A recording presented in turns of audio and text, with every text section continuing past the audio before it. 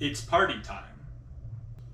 Alright, so we're here because I played in a Yu-Gi-Oh! Case tournament today using the same deck I most recently made a video about for Yu-Gi-Oh! Which was Memento. I did not want to play in this event. I am not having fun with Yu-Gi-Oh! At the moment, and I think it is not in the best spot, honestly. So, when I showed up, I was prepared to go X2, drop, and go have fun. Do something else. I proceeded to top the event, getting 4th place in Swiss, and we decided to split. I'm down. I'll split the prizes, whatever. Got Engraver out of my Infinite Forbidden packs, as well as a Perulia and a Tract and an Ankh, I think. We immediately sold the Engraver for far under market. Sold it at 60% of its current value, so around 60 bucks. And went to go eat. Fiendsmith Engraver bought me dinner, and it was delicious. But this is the deck I played. Just a quick go through to show it off. It's Memento. I don't know what you want me to say. You have 4 copies of Darkblade because you're running a Rhoda. You've got 3 Anguich, 3 Tatsuno Toshigo. You have 1 each of 6 different cards. You have your big guy, Tekutlaka, Big Boss. We got the Horn Dragon. We've got Sleepy, my favorite, Mace, Goblin, and we have Gaddock. This is the lineup. If you've played the deck before, if you've seen someone play the deck before, that is what they're on, minus maybe cutting 1 copy of Tatsu, but I'm not a big fan of that idea. On the spells and traps, we have 3 Bone Party, the fun card to talk about. We've got Bone Party, we've got Cranium Burst, Fracture Dance, all the fun names.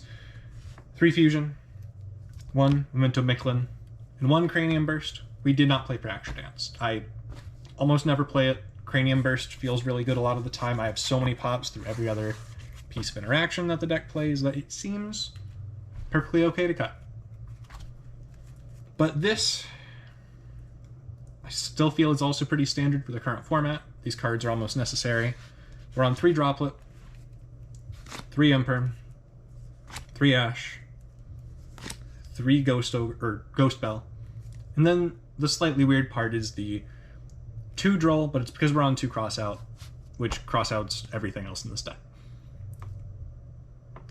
We have a billion non-engine. It's 16. That's even low for a lot of decks right now, actually. You run the engine you need to get things going, as well as protection for the engine, and that's it on that part. The main deck is very, very simple. Your combos lead you into the plays that you need. The extra, 2 and 2 on both Twin Dragon and Creation King Tekutlaka. It's part of the combo lines. The second Twin's not super necessary, but it's very good. Only other fusion in the deck is Guardian Chimera. Guardian Chimera, you make it using your fusion spell, and it pluses you almost every time.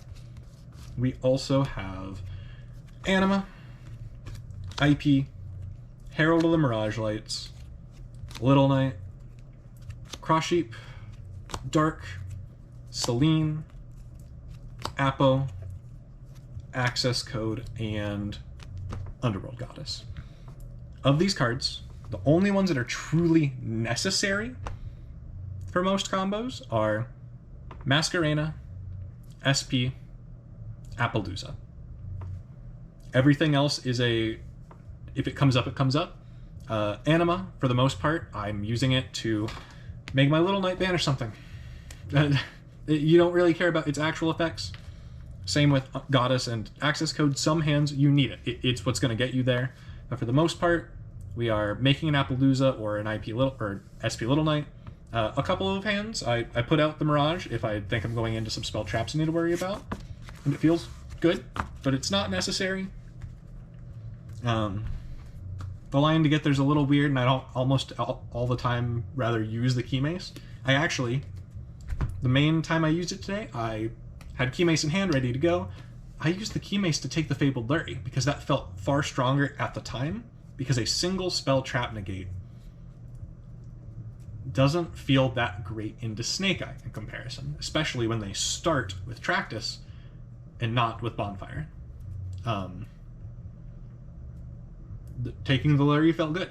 I won that game because we have a deck that is nearly unbeatable in most going first scenarios, it feels like, which is not incredibly fun, but current state of the game, you know? Our side had 3 Ghost Sister that I never drew and never came up. 2 Kurakara, which could have come up once, but I bricked that hand, so it didn't matter. Cyclone, which is mandatory. Called By, which feels mandatory. And then Dim Barrier, which when it matters, if you know, then you know. Branded, every other scenario. Evenly Matched also feels mandatory. I didn't draw any of these cards except for Cosmic Cyclone and Called By today. None of them ever came up. It never mattered. I lost most of my die rolls. I went second and won. And then because I won, didn't get to choose. Game 2, going second, I won. Turns out drawing 1 to 2 hand traps and or potentially having board breakers is good enough. The fact that our cards like Bone Party just let us keep playing. Our quick play spells are incredible in this deck. Bone Partying your Anguich or your Darkblade or your Tatsuno, honestly, is the best feeling one. It's incredible. Your opponent knows what they should stop, but if they don't have the way to stop the card that they need to stop and the Ash, you win the game. You get to keep comboing, and it's very hard to interact with you through your combo. I had Desiree come up a couple times, and I didn't care. Basic card negate is good, unless you're fighting into something that can evade in multiple different ways. Fought against Labyrinth, and in that scenario, the first effect of Darkblade, which is very good. For those that don't know, there's a secret effect on Darkblade. This card, yeah, it says destroy a memento and summon a level 3 or lower memento from your deck, but more importantly, in some scenarios, including against Labyrinth, it also says on normal or special, discard a memento card, destroy a targeted spell trap. It does target, so they can react, but as you saw him on Ghost Spell in the main, I had a situation where my opponent had a big welcome, normal summon Darkblade, discard target, pop that card. They activate in response, and I Ghost Spell it, and it doesn't do anything.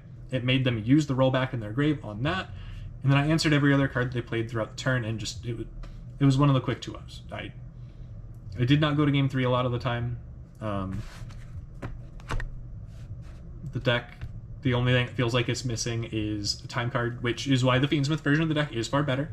But even without Fiendsmith, it feels good at doing what it's able to do. But I honestly didn't have a lot of fun doing it. I was playing Alestrals beforehand and loving it. We were even playing a deck that's not necessarily the most fun. We were testing 5s into each other. We were playing an Eddie to turn a guy sideways, and it felt incredible. I am not going to be playing a lot of Yu-Gi-Oh! Coming up. I love the things that it was giving me for a while. The idea of figuring out the puzzle, cracking a board, figuring out a big combo is super cool. I love that in games, and right now the tempo of nearly everything else just feels so much better.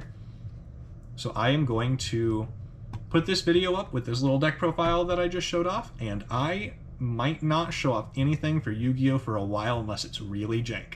If they unban Zenmaity, I'm back. I'm ready. But until then, just be Alestrals for a little while. Maybe a little One Piece, who knows? I will see you guys in the next one.